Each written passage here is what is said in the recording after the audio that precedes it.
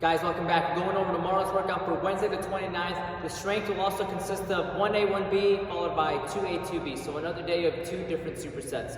1A is going to be a dumbbell sumo good morning. We're going to do anywhere between 12 to 15 total reps. Now for the sumo good morning, you can do so with one or two dumbbells. Two dumbbells, you would just hold them each one, by the handle, behind the head. And the sumo part would be obviously taking your feet a little bit wider, right? About 4 to 5 feet far apart. Toes should be facing forward, toes should be facing slightly outside, about a 45-degree angle. And then now slide bend at the knee, hinge at the hip, as you would a regular good morning. If you want to do it with one dumbbell, maybe a little bit more comfortable, you can just use one dumbbell, put it off to the side, and actually hold the heads of the dumbbell, right? And again, throw it behind the back. Remember, on the good morning, we're trying to keep a neutral spine. We're lengthening or stretching the hamstring, the glutes, as well as you're shooting your hips back, right? So primarily just a hip hinge exercise, all right? A slight bend at the knee, that is it. 12 to 15 reps on the good morning. You're gonna superset that with a tall kneeling Arnold press.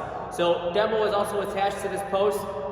But on the knees, it's going to be a unilateral exercise. So start off with your palm facing in with your dumbbell or kettlebell, and then press directly over. As you press, you're going to do a quarter turn, then come back inside. Try to avoid any swinging or swaying of the shoulder. That one, we're going to do 8 to 10 reps per side. And again, that's unilateral, so 8 to 10 on the right, 8 to 10 on the left. Go through that 1A, 1B, 4 total times. Then 2A is going to be a goblet split squat. This can be done with your rear foot elevated or just on the floor. Now you're just gonna hold the dumbbell or kettlebell in a goblet position. You're gonna go down to the knee hits the floor, or if your leg is elevated, then maybe go down as far as you feel comfortable. The knee does not need to hit the floor. The most important thing is that the forward foot should be flat the whole time, right? So when you're starting off, your shin should be pretty vertical, and as you're going down, the heel should remain on the ground, and your knee should not be going so far over the toe that the heel is getting lifted off the ground. All right. Now for that, we're gonna do four total sets again, anywhere between 6 to 8 reps, also per side, right? So switch sides. That'll be done with a superset with a dumbbell forearm plank with rotation. Again, the demo video for that is attached. This is going to be really hard to do, especially if you don't have any light weights. You might want to go through this, at least your first few rounds, just with body weight, right? It'll consist of you being on a plank, take your arm inside, thread the needle, and then from there you're going to spin through and then reach far with that other arm and extend it over, and then come back down. We're going to do 10 reps per side with that as well. All right. Now, guys, that's going to conclude the strength conditioning. It's a simple workout today. It's just going to last 10 minutes, but very effective. Conrad Quarantine is the name of the workout. Very fitting. We're going to go through 10 Russian twists followed by 20 kettlebell swings.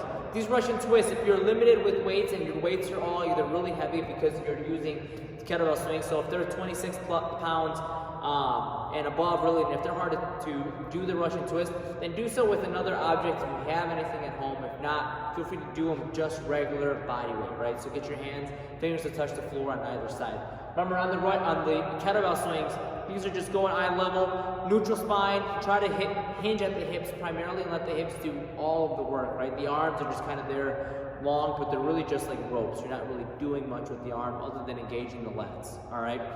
Now, that'll conclude the conditioning piece. The warm-up, two elements, both of them are going to take 5 minutes. The first one, go through some static stretches on the lower body. So pigeon, couch stretch, wherever you might feel sore from the previous days, but I would strongly consider you to really stretch the hips because we are doing the Bulgarian split squat, right?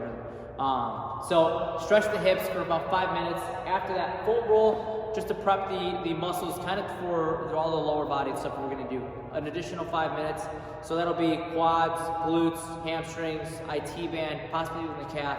And then maybe if anything else that might be sore on the upper body, that would be fine as well. But the warm-up should take 10 minutes, and then all the other stuff in here, closer to 30, maybe 45 minutes. Guys, enjoy the workout. Have a wonderful day. Take care.